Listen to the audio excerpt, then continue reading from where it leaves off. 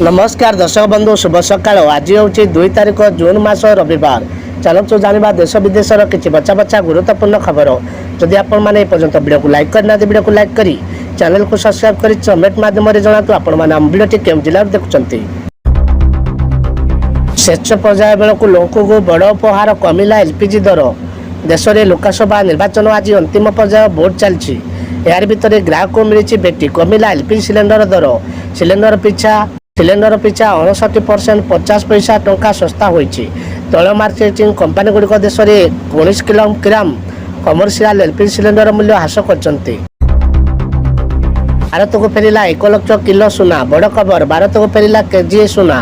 दर्शक बंधु, भारत को फेरी सुना, किंतु यह सत भारत को फेरी 1000 कि 2000 नुहे बर 1 लाख किलोग्राम सुना। ब्रिटेन समस्त सुना भारत को फेरी सूचना देइछन्ति भारतीय रिजर्व बैंक। आरबीआई सिंधुक को फेरिला विपुल सुना। महिला मानक 3 लाख देवे सरकार। प्रत्येक महिला को मिल 3 लाख। जल्दी करंतु आवेदन।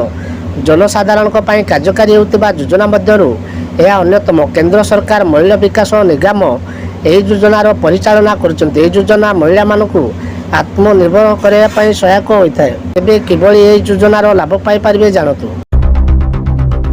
45 घंटिया ध्यान रे प्रधानमंत्री कन्याकुमारी विवेकानंद रॉक मेमोरियल ध्यान जारी। दर्शक बंधु, जो स्थान में दिने स्वामी विवेकानंद बसी लगातार 3 दिन धरी ध्यान करते से स्थान में बसी ध्यान कर प्रधानमंत्री मोदी। लोकसभा निर्वाचन प्रचार सरिबा पर कन्याकुमारी पहुंची विवेकानंद रॉक मेमोरियल रे ध्यान कर मंत्री। यह प्रश्न उठाई प्रमुख विरोधी दल कांग्रेस। विभाग 51,000 टंका देवे सरकार। दर्शक बंधु, कन्यादान योजना रे महिला मान एवं झील मान सरकार अनेक प्रकार योजना करछन्ति।